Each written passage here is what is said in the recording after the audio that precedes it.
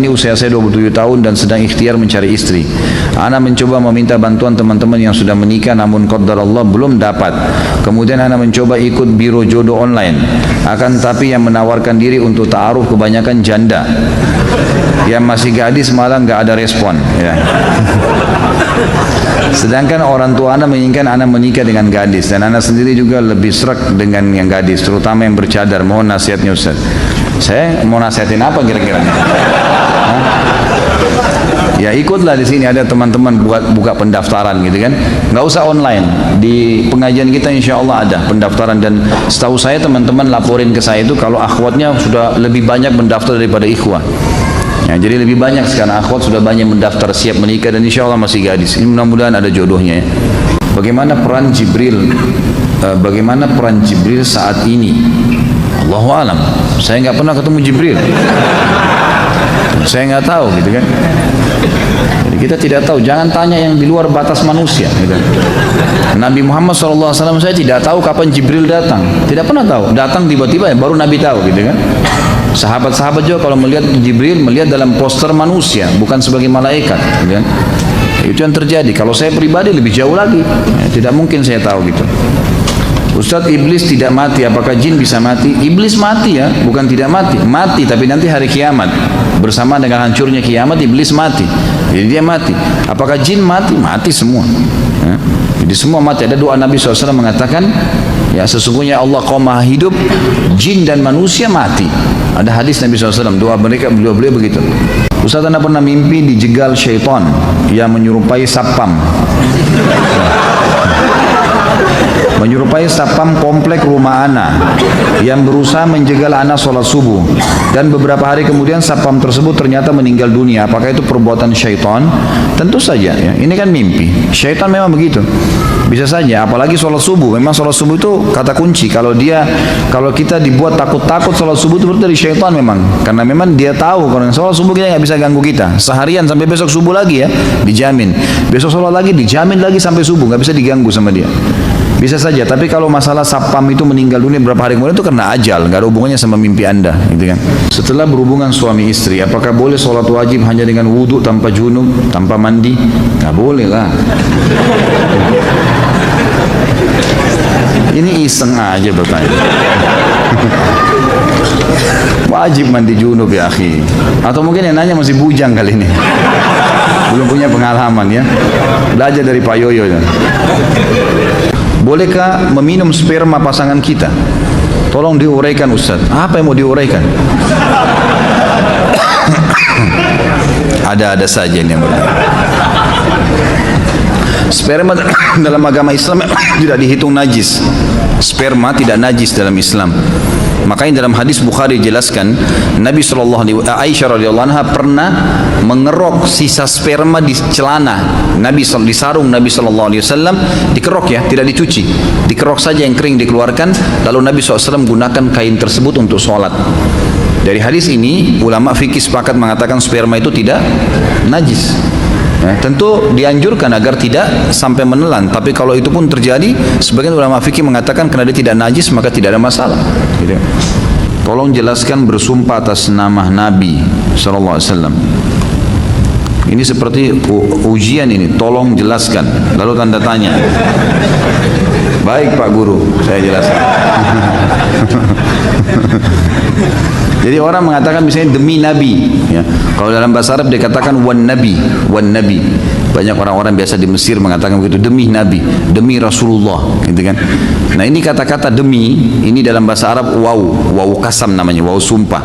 Ini nggak boleh kecuali nama Allah Subhanahu Wa Taala. Kita harus menggunakan nama Allah Subhanahu Wa Taala dalam sebuah. Nabi SAW sendiri mengajarkan kita untuk itu. Gitu. Tidak pernah ada satupun sahabat yang dinukil kepada kita mengatakan wan nabi atau war rasul, gitu kan. Tapi mereka menggunakan wallahi, demi Allah, dan Rasulullah SAW sendiri juga menggunakan itu ya. Dengan 3 lafadznya wallahi, tallahi, dan billahi. Saya wanita dan saya takut mati syahid, apa doanya? Bolehkah berdoa agar tidak mati syahid yang dikriteriakan seperti terbakar, tenggelam, tabrakan? Tidak usah dibayangkan ini. Terbakar, tenggelam, dibacot sama musuh, nggak usah dibayangkan itu. Saya sudah bilang tadi, itu tidak akan berpengaruh kepada orang yang sedang terjadi proses kematian. Karena orang kalau mati dalam Islam hanya lihat satu, malaikat maut cabut ruhnya, titik, nggak lebih daripada itu. Itu saja. Maka ini saja yang kelihatan, tidak lagi dilihat orang yang bacot badannya, luka badannya, itu sudah tidak ada lagi. Jadi nggak perlu takut, nggak perlu ada yang dikhawatirkan, gitu kan? Minta kepada Allah SWT agar diangkat rasa takut itu. Jika haram, atasan saya pernah bilang selama perusahaan membayar zakat maka keuntungan penjualan sistem ke bank konvensional akan menjadi halal. Ini akal-akalan dia nih. Bagaimana bisa dia mengatakan gitu? Apakah atasan saya masuk dalam golongan orang munafik? Tentu saja tidak kita katakan munafik, tapi dia salah dalam konsep itu. Bagaimana caranya uang hasil korupsi atau uang hasil riba, kemudian dia bilang kalau kita keluarin zakatnya jadi halal? Nggak bisa. Sama nanti orang tarik semua tuh, orang zina juga begitu, hasil zina yang penting zakat, gitu kan? Bagaimana menyikapi seorang pemabuk yang membuat saya resah atau mengganggu? Apakah saya tetap sabar atau saya pukul saja, Ustaz? Tinggalkan saja, tidak usah interaksi sama dia, gitu kan? Tidak usah berteman, tidak usah apa-apa. Kalau dia ngomong, biarin aja, ya tinggalin aja. Ya. Bagaimana jika tidak ikhlas dalam berzakat? Apakah tetap harus zakat atau tidak? Kenapa tidak ikhlas nih? Siapa yang kasih antum nafas? Siapa yang kasih antum mata? Yang kasih antum telinga? Yang kasih antum ilmu, otak bisa belajar. Terus kemudian Allah minta 2,5%, itu pun 1 tahun plus kalau mencapai 85 gram emas. Terus tidak ikhlas. La ilaha illallah. Ya. Harus ikhlas, saudara. Tetap keluar zakat, yang gitu. Gak bisa kalau antum tidak ikhlas berarti tidak diterima itu. Kata Nabi SAW, Inna Allah dalam hadis Abu Daud hadis sahih, Inna Allah la yaqbalu min amalin illa ma kana khalisan liwajhi. Allah tidak akan terima sebuah amal soleh kecuali yang ikhlas karenanya, gitu kan? Kalau antum tidak ikhlas berarti tidak diterima. Tapi pertanyaan selanjutnya, apakah saya harus keluarkan zakat? Tetap harus keluar. Ikhlas gak ikhlas? Kalau tidak berarti jadi utang tuh. Karena zakat adalah rukun Islam, gitu kan? Gak bisa. Apakah mengambil gambar atau memfoto Ustadz atau merekam suara ketika Ustadz kajian untuk koleksi pribadi itu termasuk pembuatan mencuri? Kok ketawa? Tanya Pak Yoyo di hukumnya. Nah, insya Allah ini nggak apa-apa. Karena dia itu bukan hak, artinya kecuali kalau memang Ustadznya kasih syarat ya. Jangan ada yang foto saya, nggak boleh. Dia kasih syarat, maka orang mukmin harus patuh dengan syaratnya. Tapi kalau enggak, insya Allah nggak apa-apa. Di masjid-masjid banyak yang menghadiahkan bacaan surah Al-Fatihah ditujukan kepada para almarhum atau almarhumah dan juga kepada Syekh Abdul Qadir Jailani. Kenapa kok Syekh Abdul Qadir Jailani bukan syekh-syekh lainnya? Jazakallah khair. Tanya yang lakukan. Jangan ke saya kan. Kenapa dia lakukan? Kenapa cuma Syekh Abdul Qadir Jailani? Coba tanyain. Jadi kalau saya tidak punya jawaban, kan? Saya tidak tahu kenapa melakukan, karena saya sendiri tidak melakukan itu. Allahu a'lam. Di bulan Ramadan sejauh mana suami istri boleh bermesraan? Mengingat yang dilarang adalah bercampur. Semuanya boleh kecuali jima. Kecuali berhubungan biologis sampai klimaks, menumpahkan sperma atau sampai klimaks ini yang tidak boleh. Tapi pelukan, ciuman itu semua dibolehkan. Dan Nabi SAW dan Aisyah berkata dalam hadis Bukhari Muslim, Nabi SAW mencumbuin kami di bulan Ramadan. Tapi beliau laki-laki yang paling bisa mengontrol dirinya. Mengontrol diri. Cuma saya sarankan ke orang kayak antum janganlah. Saran saya nggak usah. Nah iya, nanti kalau kebablasan kan masalah. Tambah korinnya bisikin, sudahlah tanggung. Nah. Jadi hindarilah. Bagus kerja ya, kasih bukan yang lain. Nanti buka puasa silahkan. Sepuasnya sampai pagi. Ini yang bujang-bujang kesian nih dengar begini. Apakah ketika kita sholat kemudian terlintas di memori pikiran kita, misal kita habis nonton film Mahabharata dan film yang ada dewa-dewa, Athena dan lain-lain, kemudian pas sholat terlintas dewa-dewa dan gambaran di film, apakah itu termasuk syirik? Pertama, jangan nonton. Tadi saya bicara tuh jangan, saya bilang anak kecil aja tidak boleh nonton, apalagi orang sudah besar. Ngapain mau ditipu dengan cerita kosong? Itu bohong, dusta. Gitu. Dusta semua itu, jangan dinonton. Akhirnya kan lihat efeknya apa yang syaitan lakukan, dimunculkan dewa-dewa itu. Jadi nggak ingat Allah SWT. Itu bukan syirik tapi dosa. Tak, kalau syirik, kalau anda bilang oh ini Tuhan saya, pas muncul gambarnya dia, anda bilang ini Tuhan saya, nah itu baru syirik, itu nggak boleh, gitu kan? Apakah sholatnya harus diulang? Padahal kita nggak ada niat untuk berpikir ke sana, namun pikiran akal kita menyimpan memori tersebut. Ya tentu saja tidak diulang, nah, kecuali kalau memang kita sudah sampai hal-hal yang membatalkan sholat, seperti misal syirik itu ya, menganggapnya oh ini berarti ini Tuhan saya nih, kita iakan terbawa dalam pikiran, itu baru. Karena tidak boleh mengulangi sholat tanpa ada udzur syar'i. Udzur syar'i itu batal wudunya, belum masuk waktu baru ketahuan, salah menghadap kiblat, nah itu mungkin. Apa benar hadis yang berbunyi barang siapa yang melakukan hubungan suami istri di malam Jumat, Kamis malam, maka pahalanya sama dengan membunuh 100 Yahudi? Ini dari mana hadisnya? Hah? Ini hadis maudhu, dusta, nggak pernah ada. Sudah kalau mau berhubungan aja, nggak usah bawa hadis. Apalagi 100 Yahudi. Ini siapa yang iseng bertanya nih? Kalau mau bunuh Yahudi yang benar, datang ke Palestina, nah itu baru benar. Kaifa haluka Ustaz Khalid? Alhamdulillah baik. Lama tak jumpa Ustaz, 2 minggu serasa 2 tahun. Rasanya kangen kalau nggak dengar tausiah Ustaz Khalid. Dengarin di YouTube udah berkali-kali nggak bosan-bosan, sampai istri saya gerah karena yang didengar masalah poligami. Ceramah saya itu ada 300 judul. Poligami itu belum pernah judul khusus ya, cuma pertanyaan, kenapa antum dengar yang itu gitu. Kan masih banyak yang lain gitu. Emang sengaja cari gara-gara kan gitu.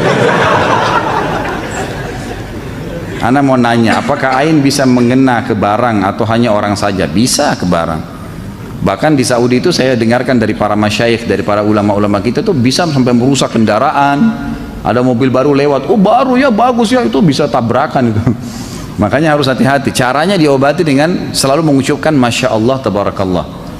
Nah kalau di Saudi itu sudah menjadi tradisi orang, karena mereka faham sekali. Dan ada hadis Nabi, hati-hati teman-teman. Bunyinya gini, kata Nabi SAW, mayoritas umatku mati penyebabnya ain. Penyebabnya ain. Justru karena hasutnya orang.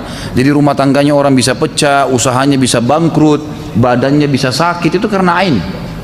Dan obatnya sederhana. Obatnya setiap orang puji, kita mengatakan Masya Allah, Tabarakallah. Selalu begitu. Atau kalau kita memuji, kita juga mengucapkan. Walaupun antum tidak punya penyakit ain, tetap harus hati-hati. Setiap muji anak, muji istri, muji suami, muji kendaraan sendiri, Masya Allah, biasakan. Kalau di Saudi itu ditempel stiker tuh, Masya Allah, Tabarakallah, di mobil. Jadi orang begitu lihat mobilnya, baca itu dulu gitu kan. Di rumah juga begitu. Kalau kita masuk ke rumah-rumah yang bagus di Saudi itu pasti ditulis di depan pintu gerbangnya Masya Allah, ukirannya itu. Kalau kita kan banyak ayat kursi, banyak Allah dan Muhammad. Kalau di sana memang tulisan itu, dan memang itu perlu disosialisasikan, dibiasakan ya, karena memang itu caranya. Anak-anak kita baru lahir ada yang datang, lucu ya, Masya Allah. Kita yang bilang, oh rumah kamu bagus ya, Masya Allah. Kita selalu bilang Masya Allah. Itu usahakan di lidah kita.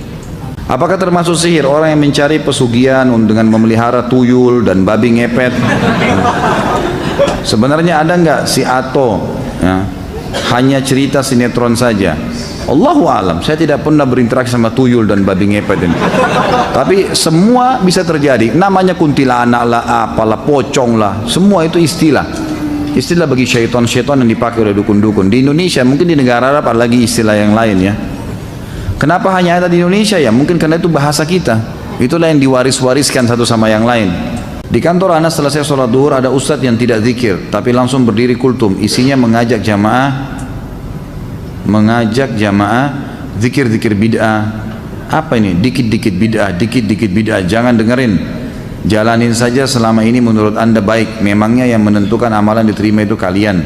Kalau dikit-dikit bid'ah kita beribadah semakin terkekang. Bagaimana menyikapi ustadz yang seperti ini? Sementara saya mau tegur, cuma ilmu saya masih dangkal dan malas berdebat. Bagaimana membedakan ustadz yang syar'i? Ya tentu saja, ini tidak ada istilah ustadz syar'i ya. Ini istilah baru ini. Baik, kalau anda tidak punya ilmu jangan didebatin, tetap aja berzikir gitu kan. Tetap berzikir, tetap Anda jalankan sunnah Nabi SAW, sudah cukup insya Allah.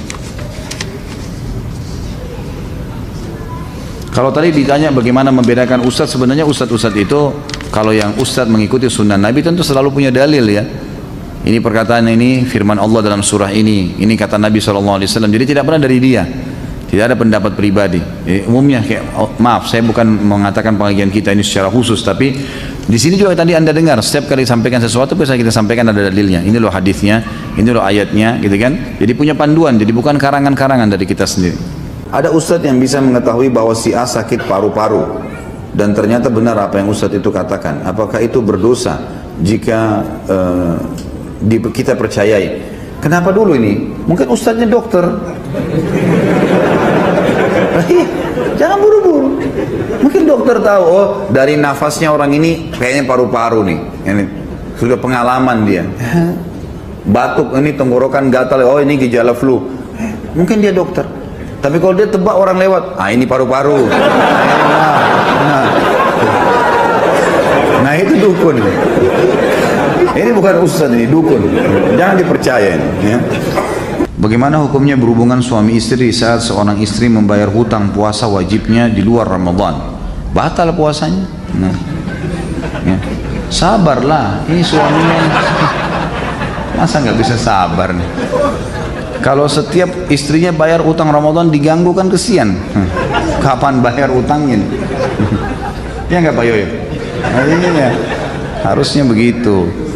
Jadi kalau istri lagi puasa pulangnya habis maghrib. Jadi batal puasanya kalau emang dibatalin oleh suaminya batal. Tapi ini tidak boleh semestinya. Semestinya si istri nggak boleh batalin. Semestinya. Karena ini puasa wajib. Ketaatan pada manusia hanya kalau bukan berbau maksiat pada sang pencipta. Misal masalah sunnah, kalau puasa Senin Kamis, puasa Ayyamul Bid nggak apa-apa dibatalin. Tapi kalau bayar puasa Ramadan ini wajib, nggak bisa. Hak wajibnya Allah kalau ketemu dengan hak wajibnya makhluk yang didahulukan yang mana? Hak wajibnya Allah. Karena ini bayar utang Ramadan hak wajib Allah. Jadi di sini suami berdosa kalau dia batalkan puasa istrinya, istri juga berdosa. Bukan udzur itu. Bukan udzur untuk membatalkan karena hubungan biologis ya. Ini juga nggak masuk dalam rukhsah, nggak ada rukhsah. Masih masuk dalam rukhsah kalau dia musafir malah, gitu kan? Lain kalau suami istri musafir, kemudian mereka membatalkan puasa dengan niat karena safar, maka itu boleh. Tapi nggak boleh direkayasa ya. Jangan nanti gara-gara mau berhubungan biologis kita safar keluar yuk balik lagi. Nah ini nggak boleh ini. Ya. Tentu di sini kalau dia lakukan, Allahu alam. Pendapat ulama khilaf tentang kalau orang melakukan di bulan Ramadan suami istri maka ada kafarah kan. Selain dia membayar utang Ramadan itu, misal suami istri di siang hari Ramadan berhubungan biologis, batal puasanya. Tidak ada rukhsah, bukan karena safar, bukan karena sakit, juga bukan karena udzur, gitu kan. Maka kemudian mereka batal puasanya karena berhubungan biologis. Ini selain bertobat kepada Allah, bayar nanti utang Ramadannya di luar Ramadan dan juga kena kafarah. Kafarahnya itu bebasin budak, kalau nggak punya maka puasa 2 bulan berturut-turut, kalau nggak punya maka memberikan makan 60 orang miskin, gitu kan. Tapi kalau misal di luar Ramadan, kayak pertanyaan ini, di luar Ramadan, ini yang berselisih pendapat ulama. Apakah juga orang yang bayar utang Ramadan kena denda kafarah kalau dia batalkan? Ini pendapat ulama, ada yang mengatakan tidak kena, ada yang mengatakan kena. Tapi pendapat yang paling kuat tetap kena. Karena permasalahannya dia sedang melakukan puasa Ramadan walaupun di luar Ramadan, dan ini masih berhubungan karena Allah Subhanahu wa taala pada saat berfirman fa'iddatun min ayyamin ukhar, gantikan dengan hari-hari yang lain. Ini yang diganti adalah puasa Ramadan, berarti hukum Ramadan berlaku padanya walaupun di luar Ramadan.